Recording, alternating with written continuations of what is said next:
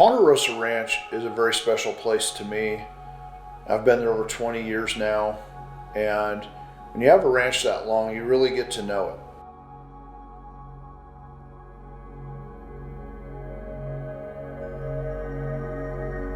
A long time ago, I made the decision that this property was special for a reason, and I started to manage the property specifically to accommodate hunts for wounded veterans, children with life-threatening illnesses or terminal illnesses, and we do a handful of hunts for first-time youth hunters. But this property, it has gentle terrain, a lot of elk, and I truly believe that it's been blessed.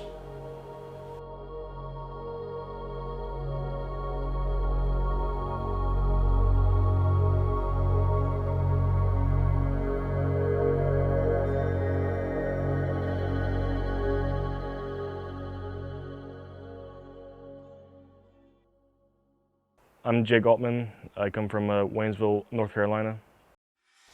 May 14, 2007, we were conducting a route clearance mission for a push into Starter City. I was coming up to a choke point, one street away from our end destination, when the insurgent detonated the charges. I just felt an enormous amount of pain when I tried to open the door to clear out the smoke and just realized my hand was blown off, and only thing holding it in place was a thread of my uniform. Elk are some of the most physically gifted athletes on the mountain. They can go from 0 to 60 like a sports car, and they can climb a mountainside like a goat. And they're very unforgiving. If they get your wind, they're gone. If they hear you, they're gone. And sometimes getting a shot at an elk is a matter of seconds. And as you can see, Jake has a prosthetic arm. That he lost his limb in battle, and now he's trying to use this prosthetic on an elk hunt. And that is a challenge that we're going to have to overcome, because when you're in a game of seconds, which is what elk hunting is, and you have one arm, Jake's got his work cut out for him this week.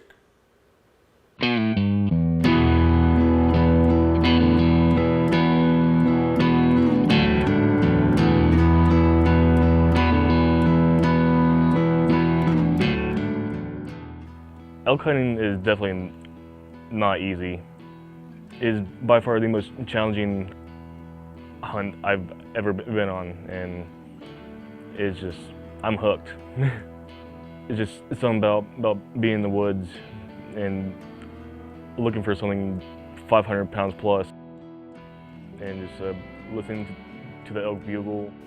From the upper road, I could hear this bull bugling down below us. I knew that he was at what we call Lower Pond.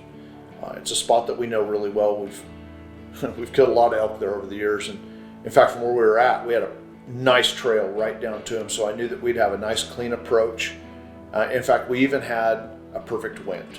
Finally, for once, we had a wind right in our face, and we quickly made our way down in there, cut the distance, and started glassing, looking real hard, moving in slowly. And I first saw the cows through the trees. They were just starting to make their way toward the pond. They weren't alert, they weren't anything, they were just feeding through there. We went a little bit further. I kept glassing. I could see the main beam on the herd bull, and then I went a little bit further and glassed, and I saw him lay down.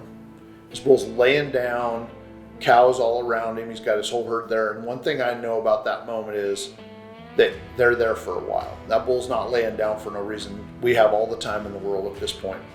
And all we need to do is not get busted. We need to take our time, keep creeping in real slow, and find a good spot for Jake to lay down, get prone, and wait for a shot opportunity. There you go. The only issue with that spot was we had a lot of sun shining right in our eyes. I mean, that sunlight was brutal, and we had to kind of get Jake positioned around to where he could actually see through the rifle scope. Unfortunately for the camera lens, it is just completely unfilmable situation. It was too bright, but you know, we did the best we could. But I'll tell you what, Jake had a good spot, a lot of elk in front of him, and as soon as he got that elk in the scope, his training took over.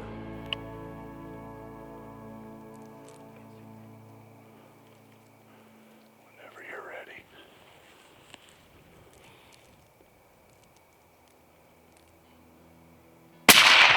Smoked her. Hit her again. Oh, oh, she's done. She's done. All right. Safety on. Follow me. Safety on. She shot right through the logs. At least one log.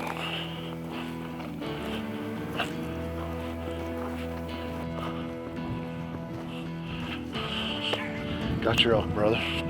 You got your elk, brother. Jake's worked hard to get this one. As hard as any bull that anybody's ever hunted for. We've hunted hard. We hiked, we called, we chased, we got winded. All comes together tonight. I was really proud of Jake. You know, he overcame his disability, put in his time, he put in the hard work, and he was able to fill his elk tag and fill his freezer for the winter. And, you know, all of our guests that week, you know, took elk.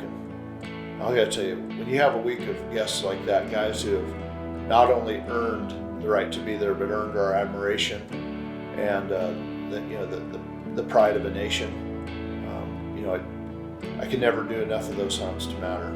And for Jake, you know, like I said, to overcome that disability and fill his elk tag, that was a massive accomplishment, and I was very proud of him. Now, I've said it a lot of times, Ponderosa Ranch is a very special place, and I hope that I'm able to continue hosting special guys like Jake, Dave, you know, Kyle, all the other guests we've had over the years. I hope I'm doing that for another 20 years because that's my favorite hunt of the year.